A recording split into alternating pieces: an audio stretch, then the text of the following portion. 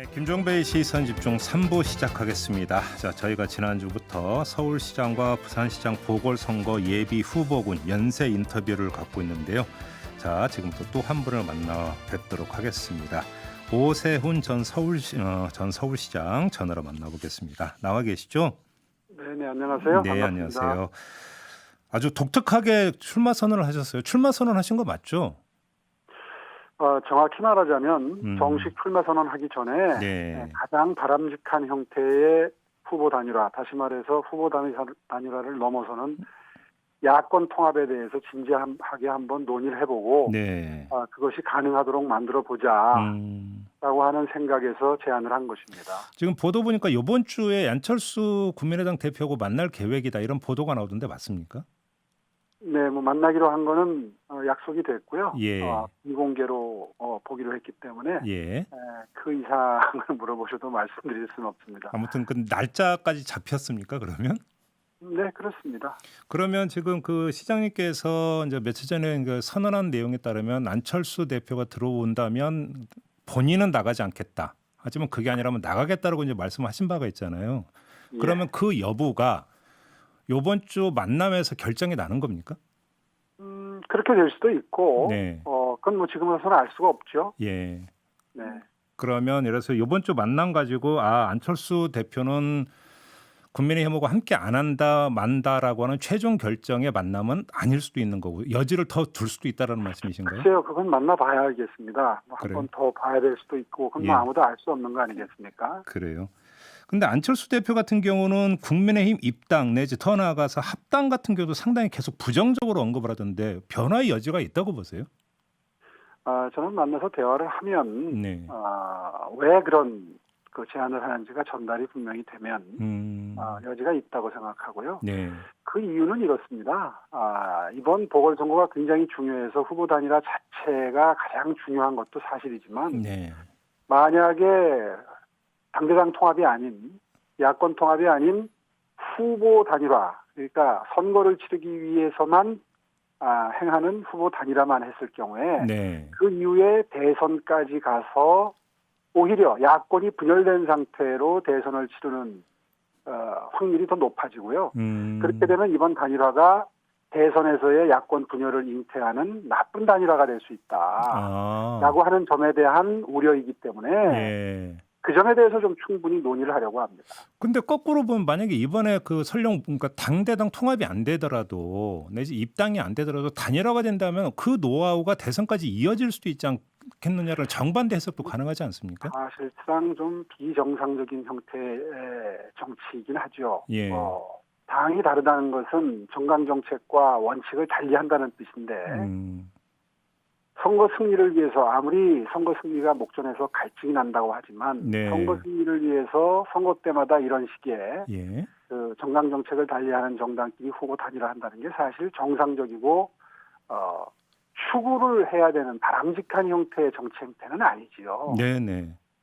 그렇기 때문에 그런 것이고 두 번째는 방금 전에 말씀드린 대로 오히려 야권의 분열을 고착화시키는 나쁜 단일화가 되는 경우에는 더 중요한 가치인 정권 교체, 야권으로서는 더 중요하죠. 네. 그것을 위해서 내년에 어떻게 해야 될지에 대한 그 아주 혼란스러운 상황이 그 1년 정도 지속될 수 있다. 이 점에 대해서는 물론 제 제안에 대해서 지금 찬성, 반대 의견이 분분한데요. 네. 제 제안에 대해서 반대하는 분들도 내년에 어떻게 할 거냐 물어보면 사실은 그냥 그때는 또 그때대로 잘 되겠지. 예. 이런 식의 주먹구구식의 그 사고를 하고 계시거든요. 네. 이번에 잘 되면 내년에 잘 된다? 그런 보장이 어디 있습니까? 그럼 만약에 더군다나 만에 예. 하나 국민의힘 후보로 단일화되는 것이 아니라 안철수 후보로 단일화가 되는 경우에는 네. 오히려 이 야당 분열의 상태가 고착화되는 거죠.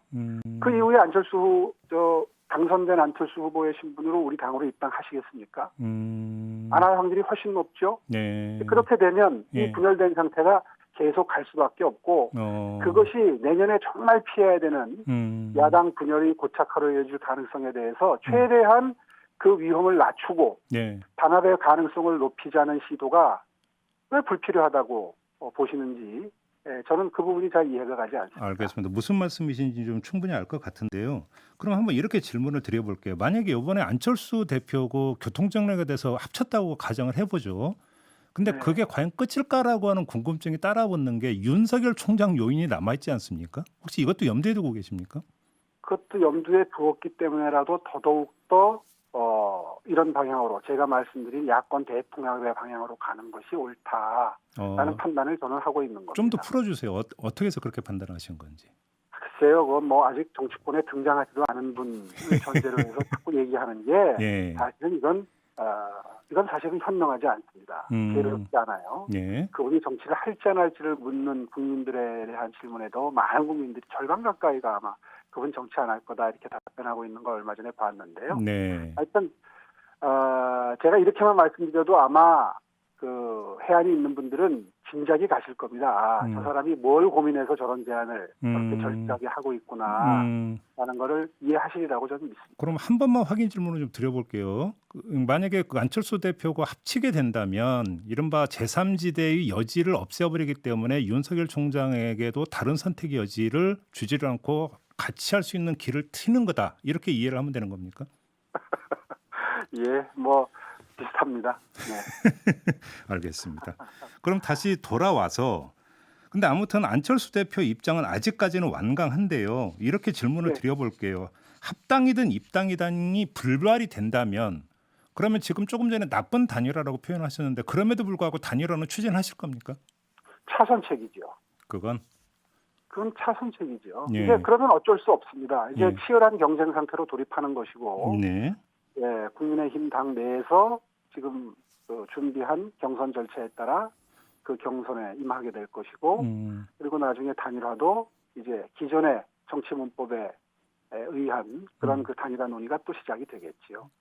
그러면 이것도 결국 어차피 그 차선이라 하더라도 피해갈 수는 없다라는 말씀이신 거고요. 그렇죠. 워낙 그 문재인 정부의 폭주가 심각한 상태고 네. 정권 교체 열망이 좀 큰 상태에서 이번 서울시장 보궐선거의 의미가 매우 막중하기 때문에 네. 여기에서 실패한다면 또 단일화가 실패한다면 또 이 선거 승리에서 실패한다면 참으로 치명적이다 하는 데 대한 공감대는 네. 충분히 서로 다 공유하고 있는 거 아니겠습니까? 근데 그 차선책이라는 단일화가 무산될 가능성은 어느 정도라고 보세요? 아마 쉽지 않을 겁니다. 이게 경쟁이 시작되기 전에 아예 당을 통합해버리면 단일화 문제가 해결되는 거죠. 그렇죠. 그런데 나중에 경선 레이스가 선거 캠페인이 한창 진행되고 나서 아마 한 달 반 이상이 될 텐데요. 네. 그 정도 기간 동안 캠페인을 하고 여러 가지 그 본인의 정책을 가지고 경쟁을 한 상태에서 나중에 단일화하려고 하면 그럴수록 단일화의 확률은 점점 작아질 수밖에 없는 거죠.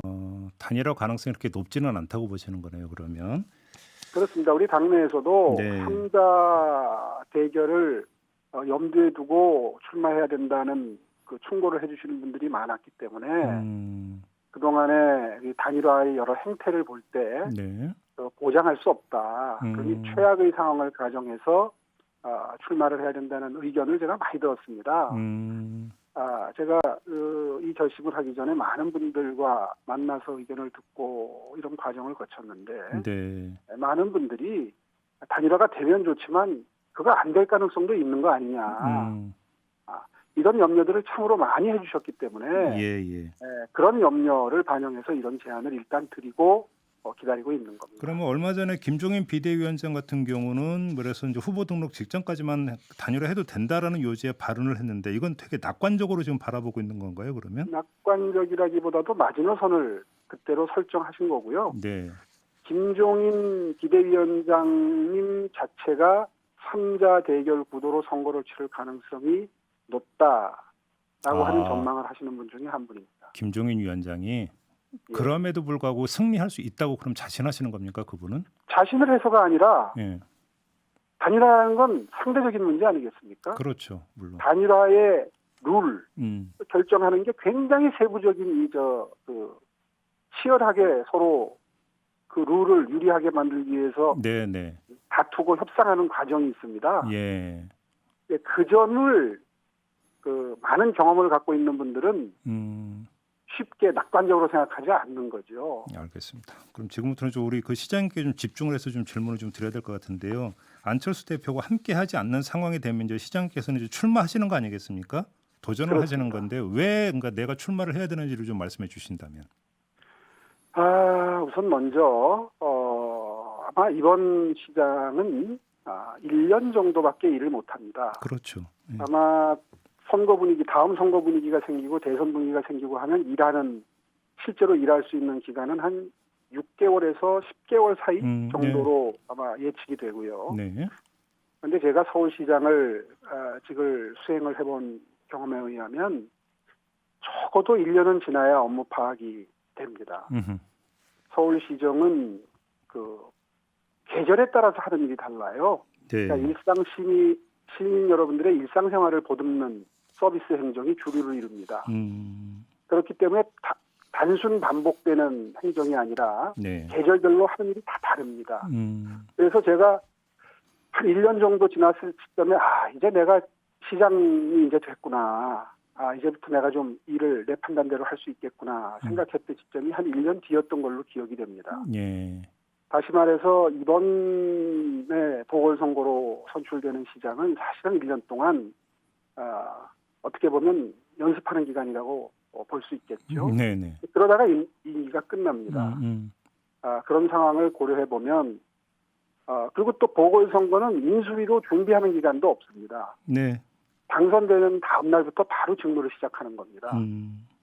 그런 상황에서 업무를 세세한 부분부터 큰 줄기까지를 다 파악하는 정도를 넘어서서 장악해서 일을 할 수 있는 시장. 네. 그 시장을 선택한다면 아마 제가 가장 강점을 가지고 있지 않을까 이렇게 생각합니다. 알겠습니다. 아마 이 질문 많이 받으셨을 텐데요. 얼마 전에 오신환 전 의원은 또 조연이라는 표현을 쓰기도 했는데 2011년 서울시장 보궐선거의 원인 제공자 아니냐 이런 그 이야기 많이 나오지 않습니까? 어떤 답변 주시겠습니까? 맞습니다. 그때 그 초기에 등장하기 시작했던 포퓰리즘, 이것이 시작이구나라는 판단이 없었다면 상급식을 가지고 굳이 자리까지 거는 정도의 그런 그 정치적 판단은 안 했을 겁니다. 당시 기억하고 계시겠지만 무상 의료, 무상 등록금까지 줄줄이 예고해놓고 이걸 던지지 않았습니까? 민주당에서. 예. 그랬을 때의 저의 판단, 또 주변의 오피니언 리더들의 판단은 이건 정말 막아야 한다. 상위 20%, 30%의 국민에게, 시민에게까지 복지 혜택을 주는 게 이제 시작되는 것이다. 네. 이거 이번에 첫 사례에서부터 막지 않으면 안 된다는 그런 그 정치적인 판단이 있었고요. 그런 의미에서 그 판단은, 정치적인 판단은 목표나 어떤 정책적 측면에서는 올바랐다고 생각합니다. 네. 다만 그 방법을 선택함에 있어서 자리를 거는 과도한 선택을 했기 때문에 그 부분에 대해서는 제가 여러 차례 국민 여러분께 죄송스럽다 그리고 잘못됐다라는 반성의 말씀을 드린 적이 있습니다. 그러면 좀 정리를 하면 무상급식에 대한 어떤 반대 소신은 그때는 옳았다라고 생각을 하지만 시장직을 건 건 과도했다. 무상급식 자체에 반대했던 게 아니지 않습니까? 예. 지금 재난지원금도 마찬가지지만 네. 이제 재난지원금 4차 지원금 얘기가 나오는데 코로나 취약계층, 어려운 분들, 소득 하위 계층에게 집중적으로 지원하자는 게 공감대 아닙니까? 그럴 정도로 이게 지금 이제 그 국민 사이에서는 보편적인 정서가 됐습니다. 예. 어떤 복지 정책을 시행할 때 예산의 한계 때문에라도 또 예산의 효율성 때문에라도 가난한 분들에게 주자라는 주장이 이제는 저는 상식적인 상황이 됐다고 생각합니다. 당시에 그 상식을 이야기했고 가난한 분들에게만 주자. 많이 양보하더라도 소득 그때 타협을 모색할 때 소득 상위 20, 30%만 빼고 주자고까지 제가 양보를 했었습니다. 그 본질이 지금 흐려져 있는 거죠. 마치 무상급식을 반대한 것처럼. 알겠습니다. 그러면 다시 한번 가정에서 만약에 시장이 되신다고 가정을 하면 그럼 다시 그러면 전 학생에게 무상급식하는 걸 다시 되돌릴 생각이시다 이렇게 이해를 해야 됩니까? 그건 아니죠. 그건 아니고 시행하고 있는 정책까지 다시 연상으로 돌린다는 것은 사실 너무 무리스럽고요. 네. 그 이후에 계속될 수 있는 각종 복지 정책에 대해서 소득 하위층, 어려운 분들, 도움이 필요로 하는 분들께 드리지 않은 원칙을 견지해야 된다는 것이고 그건 지난번에 한 몇 달 전에 이재명 지사와 기본소득, 안심소득 논쟁을 할 때도 똑같은 논리 구조입니다. 네. 제가 주장하는 안심소득은 소득 중위, 그러니까 평균 소득 이하의 계층에게 집중적인 복지 지원을 하자는 거거든요. 네. 네, 그런 입장은 계속해서 견제해 나갈 생각입니다. 그러면 조금 전에 잠깐 언급을 해주셨는데 4차 재난지원금은 전 국민에게 지급하는 방안을 검토할 수 있다라는 민주당의 입장은 표퓰리즘이다 이렇게 판단하시는 겁니까? 역시 선거를 앞두고 있기 때문에 그런 오해를 벗어날 수 없죠. 예. 네, 지금까지 2차 지원금도 아직 못 받은 분들이 많다는 이런 그 정말 분노의 목소리들이 높은데 네. 오늘부터 3차 지원금 지급되지 않습니까? 그렇습니다. 그런데 4차 지원금 얘기를 벌써 꺼내는 것은 예. 그 의도가 어려운 분들 돕겠다는 데 있다기보다도 선거에 있다는 이 오해를 받기가 참 의심을 받기가 어렵지 않은 추측입니다. 그런데 그럼에도 불구하고 줘야 한다면, 네. 지급해야 한다면 코로나 취약계층이나 피해가 큰 분들 또 소득 하위 계층 이분들에게 집중적으로 지원이 되는 게 옳지요. 알겠습니다. 만약 시장님이 그 이번 보궐선거에서 당선이 되신다면 대선은 네. 포기하시는 겁니까? 그건 당연합니다. 이번에 당선되는 서울시장은 대선에 나올 수도 없고 나와서도 안 된다고 생각합니다. 그건 도리입니다. 그건 안철수 대표도 마찬가지가 되겠고요.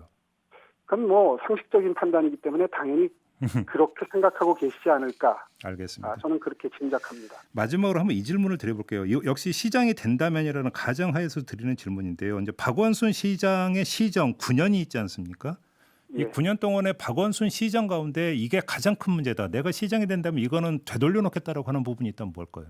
가장 큰 거 하나만 꼽으라면 역시 부동산 정책의 가닥을 잘못 잡은 겁니다. 그렇게 보세요? 제가 시장 시절에 지정해놨던 몇백 군데의 재개발, 재건축, 뉴타운을 네. 거의 한 400군데를 폐지를 하셨거든요. 네. 폐지하는 쪽으로 거의 강제적으로 유도를 했습니다. 오늘날 서울에서 시작된 이 부동산 가격 급등의 대천사의 진원지는 바로 그 정책 결정에 있었습니다. 어허. 꾸준히 뉴타운 재개발 재건축으로 공급될 수 있었던 약 한 30만 가구에 가까운 집들이 전부 사라져버렸거든요. 네. 이 주택을 소비하는 국민들 입장에서는 살고 싶은 지역에 살고 싶은 형태의 새로운 주택을 원하시는 분들이 많고 그분들께 이게 공급이 돼야 자연스럽게 시장에서 선순환 구조가 이루어지면서 주택이 필요로 하는 분들에게 돌아갑니다. 알겠습니다. 그런데 그것 자체를 없애버렸기 때문에 네. 거기에서부터 모든 부동산 시장에 그야말로 대참사가 비롯됐던 거고요. 그 정책을 문재인 정부가 그대로 이어받았습니다. 알겠습니다. 기억하시겠지만 유권 초기에 좀 이제 주택을 마무리해 공급한다는 주실까요? 정책은 네. 단 하나도 없었고요. 문재인 정부도 네네. 전부 도시 재생이라고 그래서 환경 미화 사업 하는데 수십조 원을 쏟아붓거든요. 지금 주택수가 그 정책으로 늘어난 건 거의 없습니다. 알겠습니다. 그 잘못 시작된 그 정책의 이 영향을 지금 받고 국민들이 고통을 겪고 있는 거죠. 알겠습니다. 자, 이렇게 인터뷰 마무리할게요. 고맙습니다. 예, 감사합니다. 네, 지금까지 오세훈 전 서울시장이었습니다.